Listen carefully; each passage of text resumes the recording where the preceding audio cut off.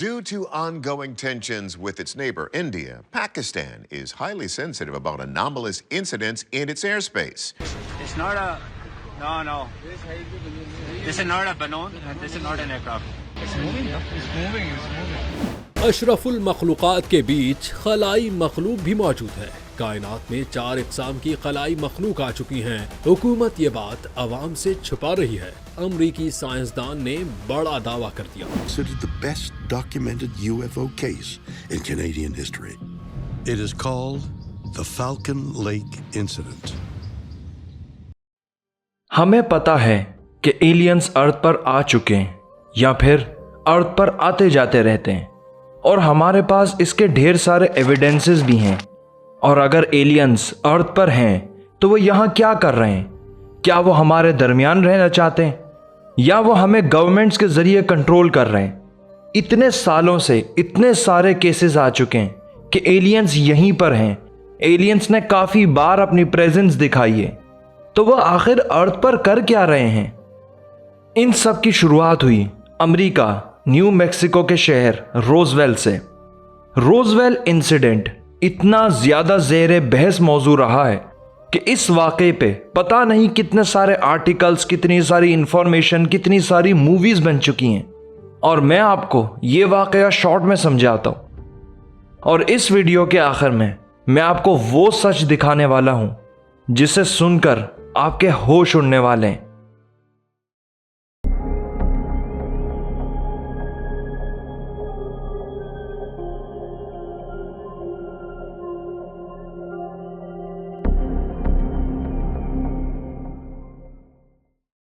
जुलाई 8, 1947 की रात एक ऐसा तूफान आया हुआ था जो सदियों में विटनेस नहीं किया गया था। उस रात रोजवेल की आर्मी अपने रडार पर कुछ गैर मामूली ऑब्जेक्ट्स ट्रैक कर रही थी जो किसी भी एयरक्राफ्ट से कहीं ज़्यादा तेज़ी से मूव कर रहे थे और अचानक रडार से गायब हो जाते थे। अगले कुछ दिनों में law enforcement officer George Wilcox को दर्जनों कॉल्स मौसूल हुई जहां लोग आसमान में स्ट्रेंज ऑब्जेक्ट्स देखने का दावा कर रहे थे। उसे लगा कि कोई सीक्रेट ऑपरेशन होगा जिसे लोग कुछ गैर मामूली समझ बैठे कि तभी एक लोकल शहरी मैक ब्रेजल उनके ऑफिस पहुंचा। उसने दावा किया कि उसकी फील्ड में क्रैश ऑब्जेक्ट का मलबा पड़ा है और वो अपने साथ कुछ टुकड़े भी लाया था। ये टुकड़े अल्मुनियम फॉइल से भी पतला मेटल था जो ट्विस्ट या क्रम्बल करने के बाद अपनी असल हालत में वापस आ जाता था। आर्मी इंटेलिजेंस ने फौरन क्रैश साइट पर पहुंचकर डिब्री कलेक्ट की और फिर एक प्रेस रिलीज हुई जिसमें पूरी मीडिया के सामने कहा गया, वी फाउंड अ यूएफओ। इस खबर को लेके हर तरफ हंगामा मच गया। लेकिन कुछ ही घंटों बाद आर्मी ने एक और प्रेस कॉन्फ्रेंस की और अचानक अपना बयान ही बदल डाला। लोगों के सामने कुछ टिन फॉइल पीसेस रखे और बताया कि वो क्रैश ऑब्जेक्ट कोई यूएफओ नहीं बल्कि एक वेदर बलून था। और मैक ब्रेजल जिसकी फील्ड में वो डिब्री गिरा था उसने भी अपना स्टेटमेंट चेंज कर लिया था। और यूं ये मैटर यहीं क्लोज हो गया और लोग भी इस हादसे को भूल गए। जो आर्मी ऑफिसर्स इस केस की इन्वेस्टिगेशन में शामिल थे वो बहुत ही खास चुने हुए आर्मी ऑफिसर्स थे। उन्हें जो भी ऑर्डर्स दिए जाते थे वो उसे पूरी वफादारी के साथ पूरा करते थे। लेकिन रिटायरमेंट के बाद वो पूरी तरह से आज़ाद होते हैं और अपनी मर्जी से एक्शंस ले सकते हैं। और फिर उन आर्मी ऑफिसर्स ने सच बोलना शुरू कर दिया। ये किसी वेदर बलून का मटेरियल तो नहीं लगता।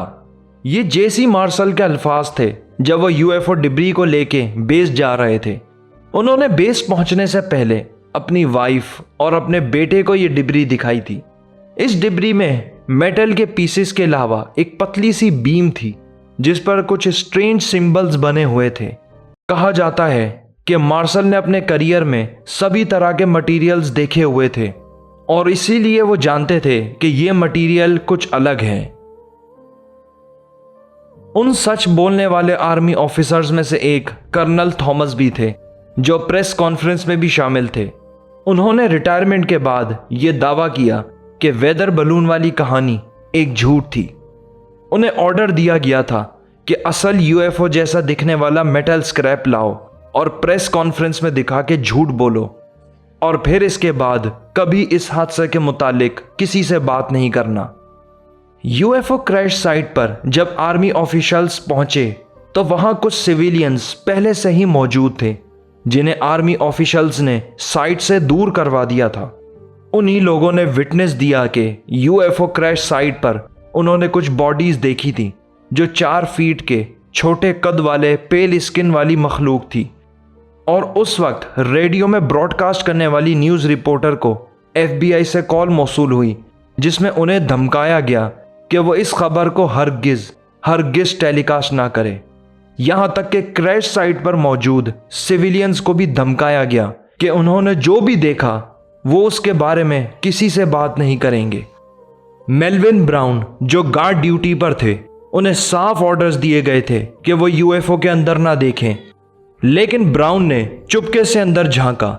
उसने एलियन क्रू की बॉडी को साफ देखा जो छोटे कद के पेल स्किन वाले बींग्स थे, और पास ही डिब्री के कुछ टुकड़े पड़े थे जो ना ही जलते थे और ना ही कटते थे। क्रैश साइट से बॉडीज को क्रेट्स में टाइटली सील किया गया और उसे लॉस एलमोस एयरबेस भेज दिया गया।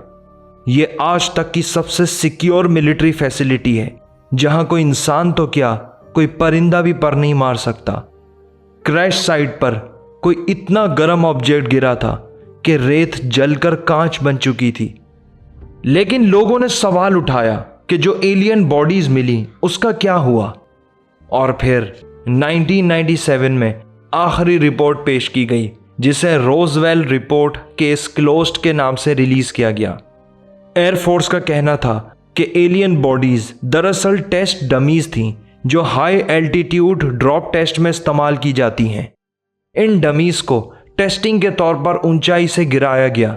वैसे तो डमीज 6 फीट की थीं, लेकिन गिरने की वजह से उनके बॉडी पार्ट्स टूटकर बिखर गए थे, किसी की फिंगर्स तो किसी की टांगें। इसलिए लोगों ने छोटे साइज के बींग्स देखने के दावे किए जिनकी 4 उंगलियां थीं। एयरफोर्स ने रिपोर्ट बनाने में कितना ही दिमाग लगाया हो, लेकिन लोगों को ये जवाब मुतमईन नहीं कर रहे थे और तमाम आई विटनेसेस को गायब कर दिया गया। यहां तक कि मेल्विन ब्राउन भी मर चुके थे और उनकी बताई कहानी भी उनकी लड़की ने सुनाई थी, जब ब्राउन को मरे हुए काफी साल गुजर चुके थे। सच्चाई यह है कि रोजवेल में क्या हुआ इसको पक्के तौर पर कोई नहीं जान सकता, क्योंकि सारे गवाह और सारे सबूत मिटाए जा चुके हैं। और आखिरी बार 1972 में एक विटनेस नई इंफॉर्मेशन के साथ सामने आया कि रोजवेल क्रैश में मिले 3 एलियंस में से एक लॉस एलमोस बेस पर 1952 तक था, क्योंकि वो जिंदा था। My gosh. They're all going against the wind. The wind's 120 knots from the west. There's like, look at that thing. It's rotating. ये वीडियो तो आप सभी ने देखी होगी। ये वीडियो रिकॉर्ड की गई थी 2004 में, लेकिन ये वायरल हुई 2017 में। और जब 2017 में लोगों ने इस वीडियो को देखा तो लोगों में इसको लेके एक हंगामा शुरू हो गया। लेकिन ये वीडियो 13 साल बाद ही क्यों वायरल हुई? क्योंकि उस दौर में ना ही सोशल मीडिया था और ना ही हर एक के पास इंटरनेट था। दरअसल ये वीडियो 2004 में अबव द टॉप सीक्रेट नाम की वेबसाइट पर लीक हुई थी, पर जिन लोगों ने देखा उन्होंने इसे फेक करार दे दिया। ये वीडियो यूएस नेवी के एक पायलट ने रिकॉर्ड की थी अपने जेट से, जिसका नाम था यूएसएस निमिट्स। उस वक्त यूएस नेवी का एक नया रेडार सिस्टम आया था जिसकी वो टेस्टिंग कर रहे थे, और जब उन्होंने अपने रेडार को ऑन किया तो उन्हें फौरन अपने रेडार पर 5-6 अनजान ऑब्जेक्ट्स दिखने लगे जो स्पीड ऑफ लाइट से सफ़र कर रहे थे।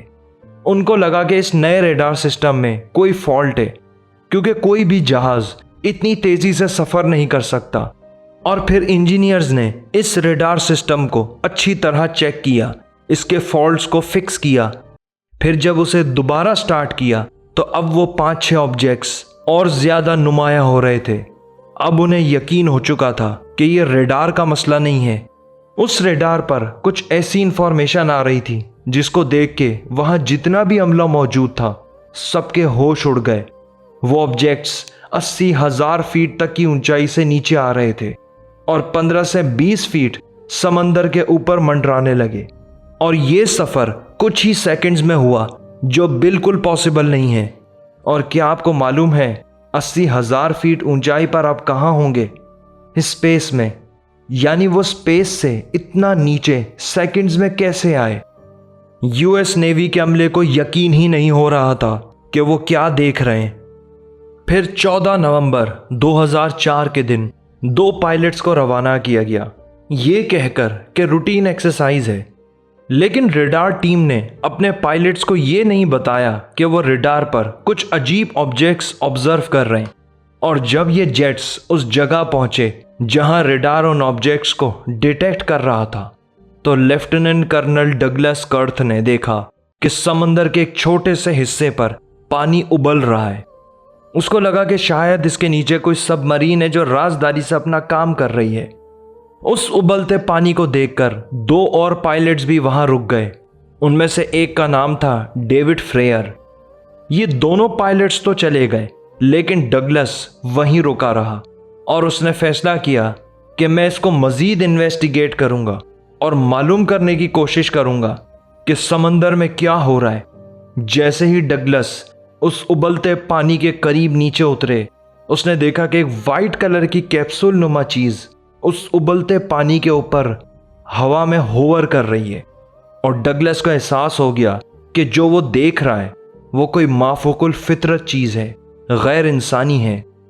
और जैसे ही डगलस उस कैप्सूल के पास जा रहे थे, उसके करीब हो रहे थे, उस ऑब्जेक्ट ने डगलस का आना सेंस कर लिया और वो भी डगलस के जेट के करीब आने लगा। वो ऑब्जेक्ट डगलस के बहुत करीब आके कुछ सेकंड्स के लिए रुका और बहुत ही एक्सट्रीम स्पीड से दूर निकल गया। जब डगलस ने नीचे देखा तो वो उबलते पानी का पैच भी गायब हो चुका था। जब शिप पर यह खबर पहुंची तो डेविड फ्रेयर ने फैसला किया कि वो दोबारा जाकर उस ऑब्जेक्ट को देखेंगे। जब फ्रेयर ने उस ऑब्जेक्ट की मूवमेंट को अपने जेट के रेडार से फॉलो करने की कोशिश की तो वो कैप्सूल नुमा ऑब्जेक्ट इस तरह अपनी जगह तब्दील कर रही थी कि वहां हमारी ज़मीन के फिजिक्स के लॉज ब्रेक हो रहे थे। और तब ही उसने ये वीडियो अपने जेट के हाई पावर्ड इंफ्रारेड कैमरा से रिकॉर्ड की। सेम इसी तरह का केस हमारे अपने कंट्री पाकिस्तान में भी देखा गया है। ये बात है 23 जनवरी 2021 की। एक इंटरनेशनल एयरबस A320 लाहौर से कराची मामूल की फ्लाइट पर थी कि पायलट्स ने पाकिस्तान के शहर रहीम यार खान के ऊपर एक ऑब्जेक्ट अपीयर होते देखा। वही सेम ओवल शेप की कैप्सूल नुमा ऑब्जेक्ट। और पायलट्स ने अपने स्मार्टफोन के कैमरा से इस फुटेज को रिकॉर्ड किया और वो इतनी तेजी से मूव कर रही थी कि पायलट का कैमरा उसको फोकस ही नहीं कर पा रहा था। इस वाक़े की इत्तला फौरी तौर पर कराची के ट्रैफिक कंट्रोल टावर को दी गई, मगर इस UFO साइटिंग को कभी पब्लिक के सामने रिलीज नहीं किया गया। और इससे भी ज़्यादा ख़तरनाक बात यह है कि इस तरह के ऑब्जेक्ट पाकिस्तान में कोई पहली बार नहीं देखे गए, बल्कि कई दिहाइयों से कमर्शियल और मिलिट्री पायलट्स UFO साइटिंग्स को रिपोर्ट करते आए हैं, लेकिन हमेशा इस मसले को वो अटेंशन नहीं मिल पाती जो इसको मिलनी चाहिए, और यूं ये हसास मालूमात कभी पब्लिक ही नहीं हो पाती। ये तो मैंने आपको गिनती के 2-3 इंसिडेंट्स का ओवरव्यू दिया है, जबकि इतने सारे इंसिडेंट्स हो चुके हैं कि ज़्यादातर तो आम पब्लिक में वायरल ही नहीं हुए। क्या हमसे तमाम दुनिया की गवर्नमेंट सच्चाई छुपा रही हैं? ये कैसा इत्तेफाक है कि हर बार हर गवर्नमेंट के पास वेदर बलून वाली कहानी ही होती है? क्या ये गवर्नमेंट्स किसी खलाई मखलूक के अंडर कंट्रोल काम कर रही हैं? अब मैं आपको वो सच्चाई सुनाने और दिखाने वाला हूं जिसका आप सब इंतज़ार करते हुए यहाँ तक आए। इस सच्चाई को सुनकर आपके होश उड़ने वाले हैं, और मैं कहता हूं कि आपके होश तो उड़ेंगे उड़ेंगे, उससे ज़्यादा आप खौफज़दा होने वाले हैं। ज़रा आप इस तस्वीर को गौर से देखें। क्या आपको ये एलियंस नहीं लगते? और इस तस्वीर में मौजूद ख़ास करके ये वाला बीइंग आपको हर एलियन स्टोरी में हूबहू नज़र आएगा। ये हैं वो शयातीन जो हमारे दरमियान एलियंस बनकर रहते हैं और हमें इन्हें एलियंस के तौर पर पेश किया जा रहा है। 4 खलाई मखलूक इस दुनिया में मौजूद हैं। अमरीकी हुकूमत इन मखलूकात के वजूद से पहले ही वाकिफ है और ये यूएफओस कोई हाई एडवांस्ड सीक्रेट टेक्नोलॉजी है जो दुनिया के एलीट्स अपने भयानक मकासद के लिए इस्तेमाल करते हैं और इसे दुनिया से छुपाया हुआ है। ज़रा इन एलियंस की हकीकत कुरान करीम से भी सुन लें। सूरह शुअरा, क्या मैं तुम्हें बताऊं कि शयातीन किस पर उतरते हैं? वो हर झूठे गुनहगार पर उतरते हैं। जिन्नात सुनी हुई बात उसके कान में ला डालते हैं और वह अक्सर झूठे हैं। बेशक शयातीन अल्लाह के नाफरमानों, झूठों और गुनहगारों पर उतरते हैं और वो लोगों को गुमराह करते हैं। सूरह अनाम, और शैतान लोग अपने रफ़ीकों के दिलों में ये बात डालते हैं कि तुमसे झगड़ा करें और अगर तुम लोग इनके कहने पर चले तो बेशक तुम भी मुशरिक हुए। ये एलियंस के आने का जो ड्रामा 1940 से रचाया जा रहा है, इसकी वजह लोगों के दिलों में खौफ पैदा करना है ताकि उन्हें वक्त आने पर कंट्रोल किया जा सके, उन्हें अपने भयानक मकासद के लिए इस्तेमाल किया जा सके और उन्हें गुमराह करके एक आलमी हुकूमत के ज़ेरे कंट्रोल किया जा सके।